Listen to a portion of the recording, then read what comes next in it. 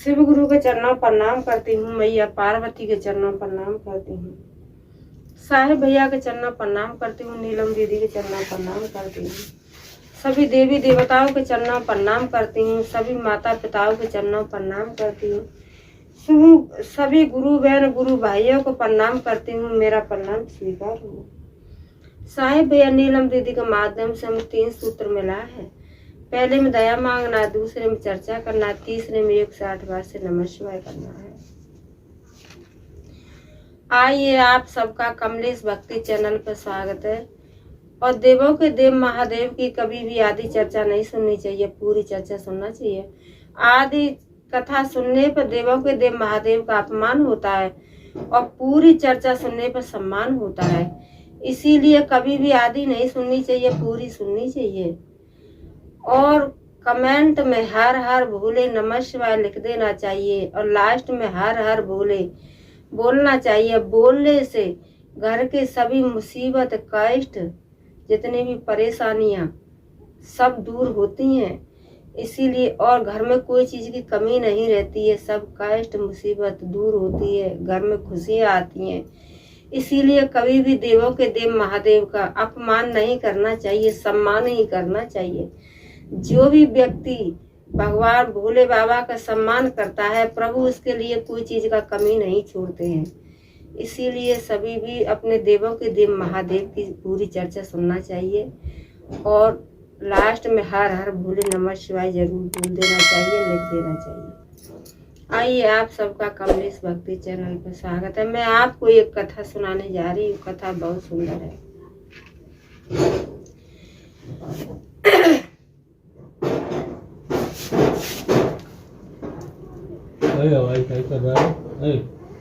कथा बहुत सुंदर है। और एक किसान भाई थे तो उनके पास कोई भी चीज का कमी नहीं था। उनके पास कोई कमी नहीं था, हर चीज सब कुछ था। तो उनके पास एक बेटी और एक बेटा था। तो अपने बेटी बेटा को बड़ा प्यार करते थे। तो बेटी बड़ी थी और बेटा छोटा था। तो अपने बच्चों को किसान बड़ा प्यार करते थे, बड़े प्यार दुलार से रखते थे। इसी कारण देखते देखते और दोनों बच्चे बड़े हो गए। तो किसान भाई ने और अपने से भी किसान ऊंचा देख करके, अपने से भी बढ़िया घर देख करके और अपनी बेटी की शादी कर दी। बेटी की शादी कर दी तो लड़का अपने पास था। तो बेटी की शादी करने के बाद और किसान थे बेचारे, अब वृद्धाई हो रहे थे, उम्र ढल ही रही थी। तो उनकी भी तबीयत खराब रहने लगी।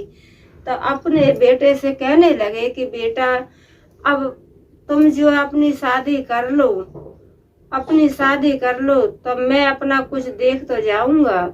लेकिन वो लड़का था, वो कहने लगा कि नहीं पिताजी, मुझे पहले आपका इलाज कराना है, आपकी तबीयत ठीक करानी है, उसके बाद में मैं अपनी शादी करूंगा।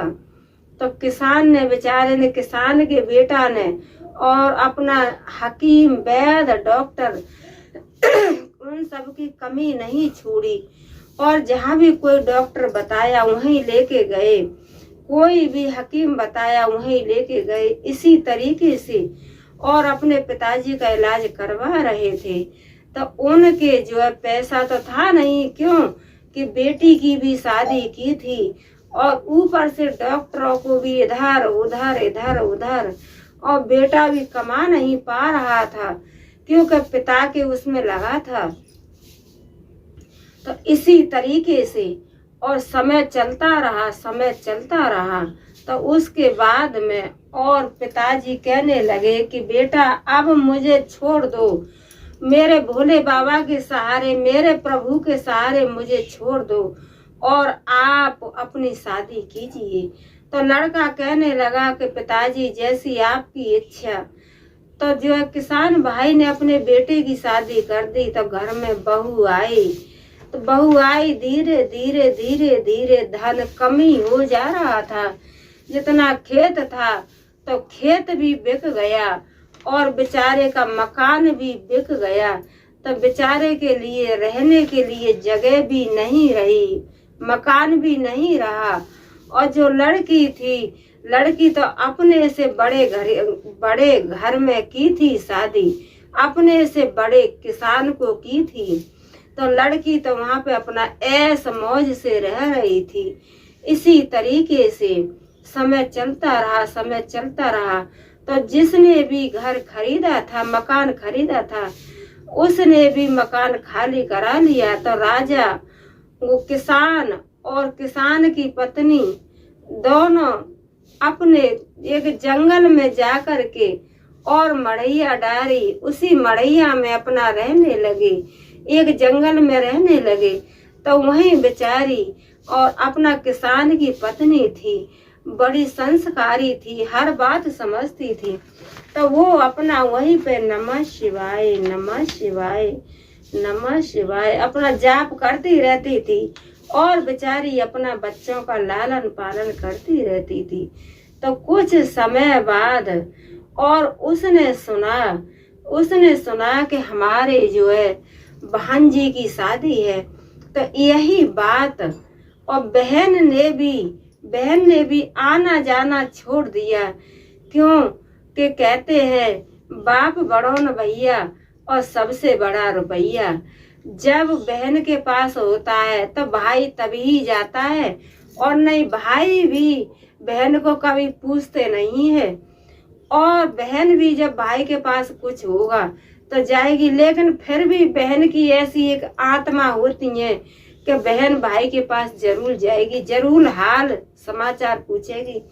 लेकिन कोई भाई ऐसे होते हैं कि उन्हें बहनों की तरफ से बिल्कुल ममता नहीं रहती है। तो इसी तरीके से, और ये बहन थी कि इस बहन ने सुना कि मेरे भाई के पास कुछ नहीं है, तो अपने भाई के पास फोन भी करना बंद कर दिया और आना जाना भी बंद कर दिया। कोई मतलब ही नहीं रहा, क्योंकि भाई गरीब था और बहन अमीर हो गई। और भाई जो अमीर था, अमीर से एक गरीब हो गया, एक फकीर हो गया। उसी तरीके से, और जो ननद का जो लड़की थी बहन, उसकी एक लड़की थी, तो लड़की की शादी थी। तो लड़की जब शादी कर रही थी लड़की की, तो भाई ने और किसी से सुना।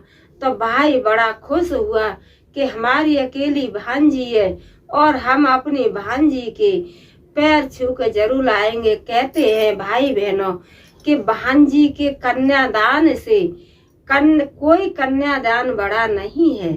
जिसने भी समझो कि भांजी का कन्यादान कर लिया, उसका उद्धार हो गया। क्यों कि कन्यादान, पहले भांजी और भांजी का कन्यादान। जो भी भांजी के पैर पूजते हैं और भांजी का कन्यादान करते हैं, तो भैया उनका तो कल्याण हो ही जाता है। तो जब उस किसान के पुत्र ने यह बात सुनी, तो कहने लगा कि मेरी बहन भांजी की शादी है और मुझे जाना जरूरी है। तो वो पत्नी थी, वो भी बड़ा खुश भई कि देखो, कभी हमारी ननद हमसे बातचीत नहीं करती थी, फोन भी नहीं करती थी, लेकिन कभी तो हमारी बहन, हमारी ननद को और हमारी याद आई, आपकी याद आई। तो वो कहने लगा, उसका पति कहने लगा कि देखो, याद आए या ना आए, लेकिन मेरा एक फर्ज बनता है कि मैं भाई हूँ और मेरी भांजी की शादी है, तो मुझे जाना जरूरी है, चाहे बहन को याद आए या ना आए।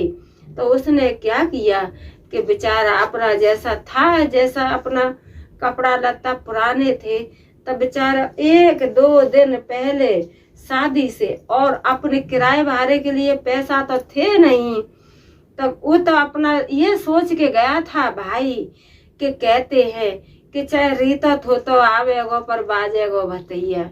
जब समय पे अपने की ही याद आती है, चाहे कैसा भी आए, लेकिन समय पर, उस समय पे, और बहन की आत्मा एकदम भाई को देख करके संतुष्ट हो जाती हैं। चाहे भाई कैसा भी आए, लेकिन है तो अपना भाई है। तो वो तो बेचारा यही सोच करके गया, लेकिन पहुंचा 2 दिन लग गए जाते जाते जाते जाते। हे प्रभु। तो उसे पता चली कि भाई आया है, किसी ने बताया कि भाई आया है।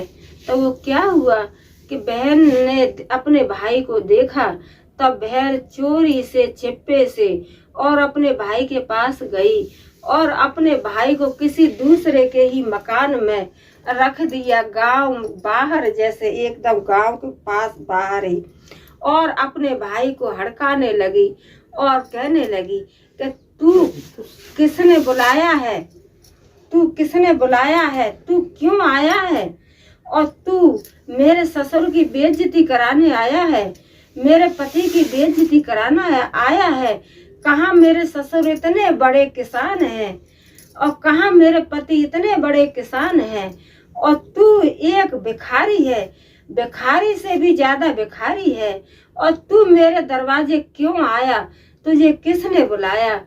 कहते हैं ना कि कंगाली के 3 नाम और लुच्चा बड़ुआ बेईमान। जब आदमी के पास कुछ नहीं होता है ना, तो हर कोई पैर से लात मारता है, सब कोई ठुकराता है, क्योंकि हर आज की दुनिया ना पैसा की है। इसी तरीके से अपने भाई की बेइज्जती करने लगी और कहने लगी कि मेरे दरवाजे पे मत आना, अगर तू मेरे दरवाजे पे आ गया तो मेरे पति की भी बेइज्जती और मेरे ससुर की भी बेइज्जती। इसीलिए और तू जिस जगह पे है उसी जगह पर रहना, और मुझे जब तेरी याद आएगी तो मैं तेरे लिए खाना पीना यहीं पे भिजवाऊंगी, लेकिन मेरे दरवाजे पे तू आना मत। अगर तू आ गया तो हमारी लाख की मड़ैया खाक में मिल जाएगी, सब कोई यही कहेगा कि भिखारी है भिखारी है। तो भाई बेचारा इतना लज्जित हुआ, इतना शर्मिंदा हुआ। कहते हैं कि देखो, जब आदमी के पास पैसा होता है तो आदमी को इज्जत भी प्यारी लगती है और मान सम्मान भी प्यारा लगता है। जब आदमी के पास पैसा ही नहीं है तो आदमी कोई जूता मारता है तो जूता भी बर्दाश्त करना पड़ता है, कोई जैसे बेइज्जती करता है तो वो भी बर्दाश्त करनी पड़ती है, कोई गालियां देता है तो गालियां भी बर्दाश्त करनी पड़ती है। क्यों? कि उसके सामने मजबूरी है। और इस बात का जो पैसा वाला है वो गरीब से एक फायदा उठाता है, वो गरीब से फायदा उठाता है। और गरीब बेचारा तो गरीब है ही है, वो तो अपना सारा कुछ, क्योंकि उसके सामने मजबूरी नहीं है, मजबूरी है, पैसा नहीं है। तो इसी तरीके से भाई की बेइज्जती करके और भाई को हड़का करके घर पे आई, शादी किए, संबंध किए, सारा कुछ हो गया, लड़की की विदाई की। तो उसके 4 दिन के बाद और देख रही है, और भाई बेचारा भूख से और खाने से एकदम व्याकुल हो रहा है, बेचारे पर खड़ा भी नहीं हुआ जा रहा है। इसी तरीके से भाई इतना व्याकुल हो रहा है। तो भाई ने सोचा कि आज 4 दिन हो गए और अभी तक मेरी बहन ने मेरी खबर ना ली। अब क्या, शादी को 4 दिन हो गए और भांजी भी विदा हो गई, बारात भी विदा हो गई, तो अब मेरी बहन मेरी क्या मान सम्मान करेगी, अब क्या मुझे पानी पिलाएगी, क्या मुझे खाना खिलाएगी। यही सोच करके बेचारा चला गया। तो वो भी अपने घर की तरफ गया और जा रहा था। तब बेचारा कभी गिर रहा था, कभी चल नहीं पा रहा था। क्योंकि 4 दिन हो गए। तो 4 दिन में आदमी भूख से प्यास से व्याकुल हो गया। तो गिर जा रहा है। तो पार्वती मैया और एक बुढ़िया का रूप रख करके आई, और उधर जो उनकी पत्नी थी वो भी अपना नमः शिवाय नमः शिवाय नमः शिवाय नमः शिवाय का जाप कर रही थी, पूजा पाठ कर रही थी। तो पार्वती मैया आई और कहने लगी कि बेटा, आप कहाँ से आए हो और ऐसे क्यों व्याकुल हो रहे हो, तुमसे तो खड़ा भी नहीं हुआ जा रहा है। तो वो तो पार्वती मैया थी, उन्हें तो सारा कुछ पता ही था, लेकिन वो तो एक परीक्षा ले रही थी। इसी तरीके से और वो कहने लगा कि माँ, मैं परदेश से आ रहा था, देखो भाई की ममता, देखो कि भाई बहन की बात कैसे छिपा रहा है।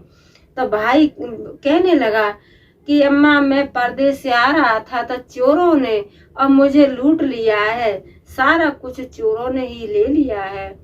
तो पार्वती मैया को तो सब कुछ पता ही था। तो पार्वती मैया कहने लगी कि बेटा, तू भूखा है और उस जगह पे एक बाग है, तो उस बगिया में और फल लगे हैं, और तू पेट भर के फल खा ले और पानी पी ले, और जितने भी तू ले जा सके इतने फल अपने बच्चों के लिए लेके चला जा। तो उसने क्या किया कि फल खाए, और एक बोरा में केला, सेब, केला, अनार, पपीता, सारा कुछ, और एक बोरा में बांध करके अपने घर की तरफ चल दिया। तो घर पहुंचा तो पत्नी बहुत खुश हुई कि पता नहीं हमारी ननद ने और हमारे लिए इतना क्या सब भेज दिया है, इतना सब भेज दिया है। तो बहन भौजाई ने जब बोरा खोला तो बोरा में जब पपीता काटा तो पपीता में निकले हीरा मोती, अनार काटा तो अनार में भी हीरा मोती, और सेब काटी तो उसमें सारे फलों में हीरा मोती, और जो फल थे और उनके सारे नोट, पैसा, हीरा मोती, सारा जवाहरात बन गया। तो जैसे ही भौजाई ने देखा तो भौजाई बहुत खुश हुई और कहने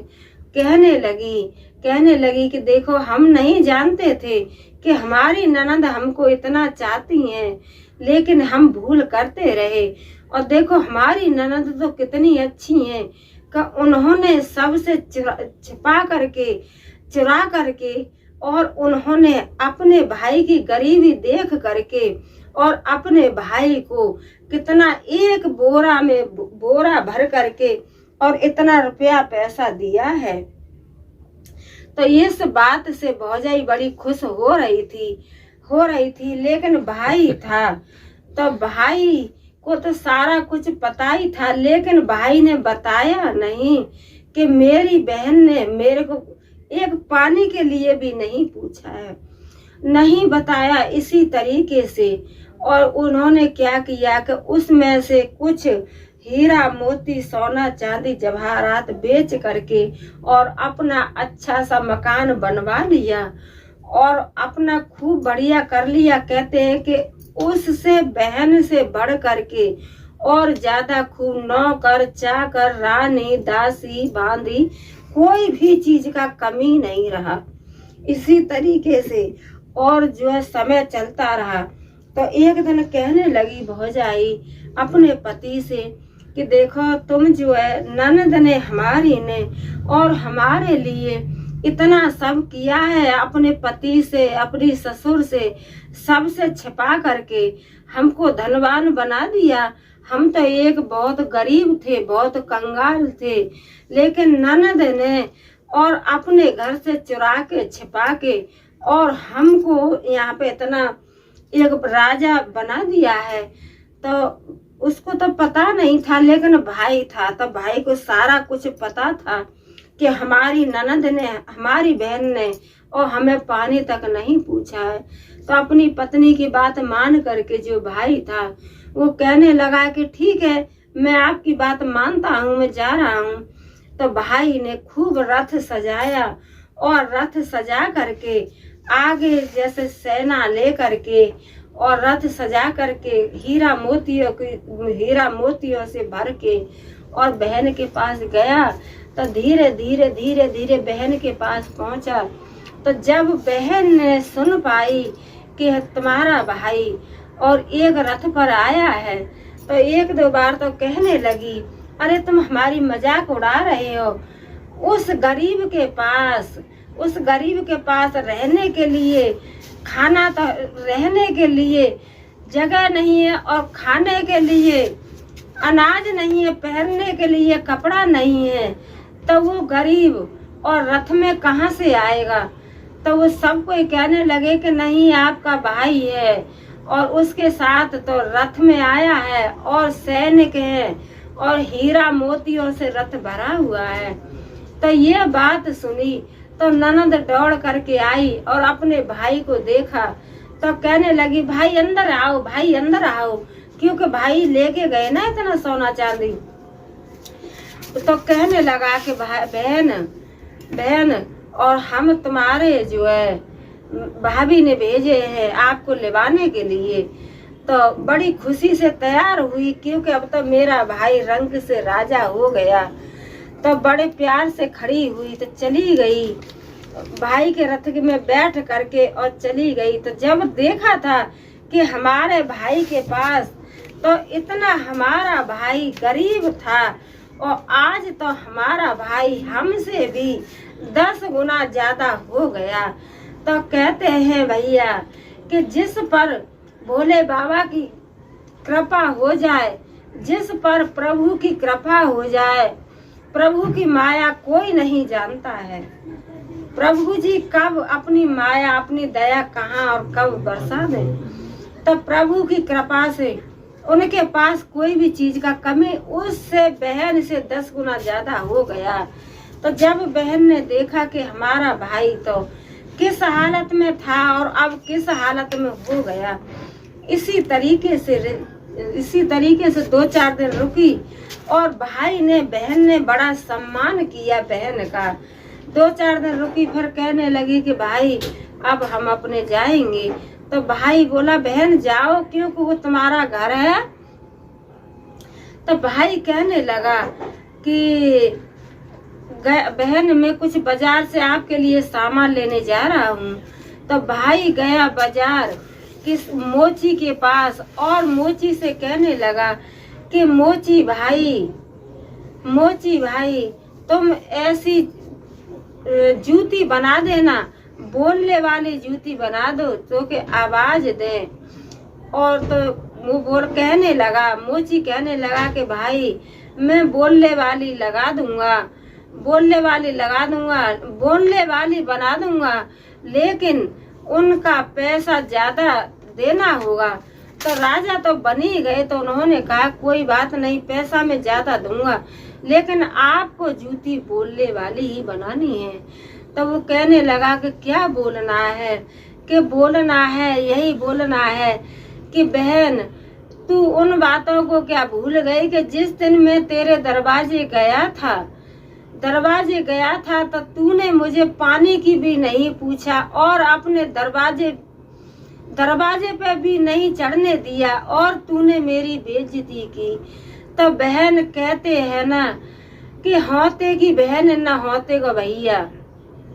जब मेरे पास भैया पैसा होता तो मेरी बहन मेरी इतना बेइज्जती तू नहीं करती, और मेरे पास पैसा नहीं था तो मेरी बहन तूने मुझे अपने दरवाजे